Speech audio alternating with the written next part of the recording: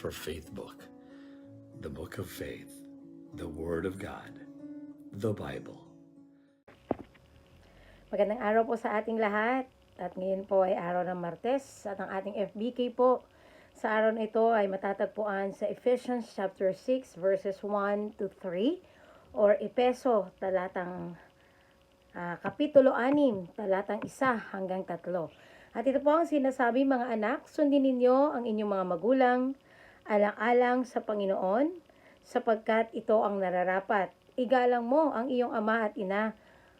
Ito ang unang utos na may kalakip na pangako.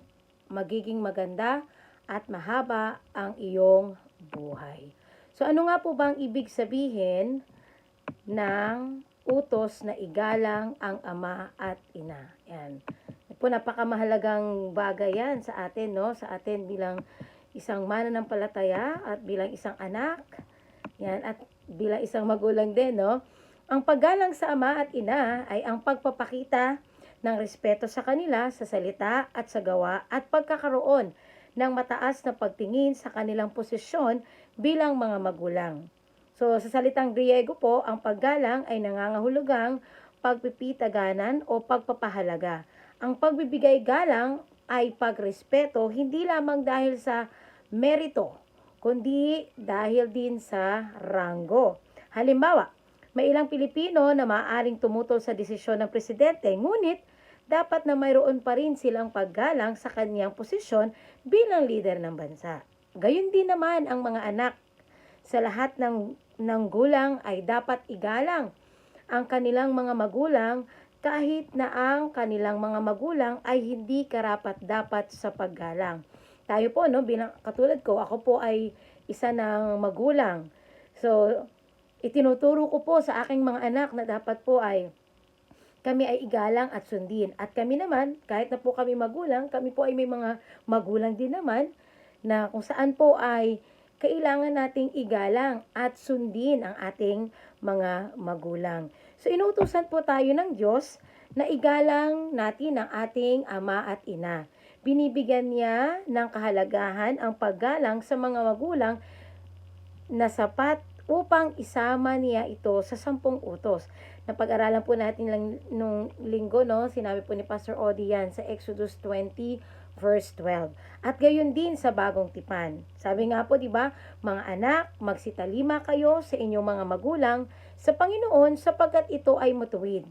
Igalang mo ang iyong ama at ina na siyang unang utos na may pangako upang yumaon kang mabuti at ikaw ay mabuhay na malaon sa lupa. Ang paggalang sa ama at ina, ang tanging utos sa kasulatan na may kasamang pangako na pagkakaroon ng mahabang buhay bilang gantimpala. Ang mga gumagalang sa kanilang mga magulang ay pinagpapala. Totoo po yun. At hindi lamang pinagpapala, sabi po dyan, magkakaroon ng mahabang buhay bilang gantimpala.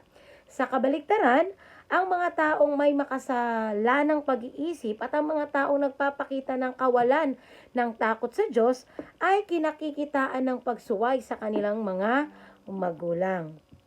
At marami po tayo makikitang kwento sa Biblia na kung saan sumalungat sa utos ng Diyos, hindi sumunod, no? Walang pag-aalinlangang inuutusan tayo na igalang ang ating mga magulang. Papaano? Igalang natin sila sa ating gawa at pag-uugali. Igalang natin ang kanilang mga hindi sinasabing mga kahilingan. Dinidinig ng pantas na anak ng turo ng kanyang ama, ngunit hindi dinidinig ng mangduduwagi ang saway. Ipinapaalala ni Jesus sa mga Pariseo na ang utos ng Diyos na igalang ang kanilang ama at ina. Sinusunod nila ang mga kautusan ni Moises. Idinadagdag nila ang kanilang mga tradisyon na siyang nagpawalang bisa sa kanilang kautusan. Habang iginagalang nila ang kanilang mga magulang sa salita, ang kanilang mga gawa ay nagpapakita ng kanilang tunay na motibo. Ang paggalang ay hindi lamang sa salita, ang paggalang sa talatang ito ay isang pandiwa na nangangailangan ng tamang aksyon.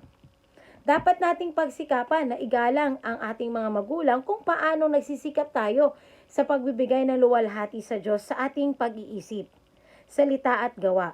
Para sa isang maliit na bata, ang pagsunod sa magulang ay paggalang ay laging magkasama. Kasama sa paggalang ang pakikinig, pagsunod, pagpapasakop sa kanilang kapamahalaan. Kapag lumaki na ang bata, ang pagsunod na natutunan nila noong bata pa sila ay tutulong sa kanila upang igalang din naman ang may mga kapangyarihan tulad ng may mga tungkulin sa pamahalaan, pulis at pinagtatrabahunan. Habang inuutosan tayong igalang ang ating mga magulang, hindi dapat nagayahin ang kanilang mga makasalanang gawa.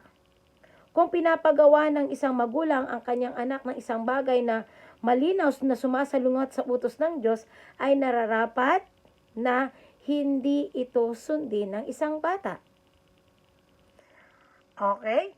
So, kapag halimbawa po ang magulang natin ay mali ang pinapagawa sa atin at taliwas sa sinasabi sa salita ng Diyos, pwede po nating hindi sundin ninyon. Ang paggalang ay umaani ng paggalang. Hindi palalampasin ng Diyos ang mga taong hindi gumagalang sa kanilang mga magulang. Kung nais nating bigyan ng kasiyahan ng Diyos at pagpalain niya tayo, dapat nating igalang ang ating mga magulang.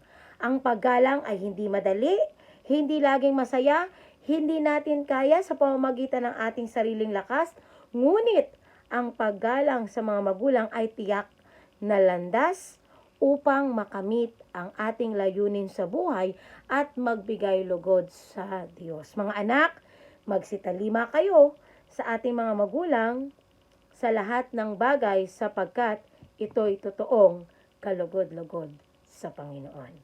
Magandang araw po sa ating lahat at pagpalain po tayo ng Panginoon.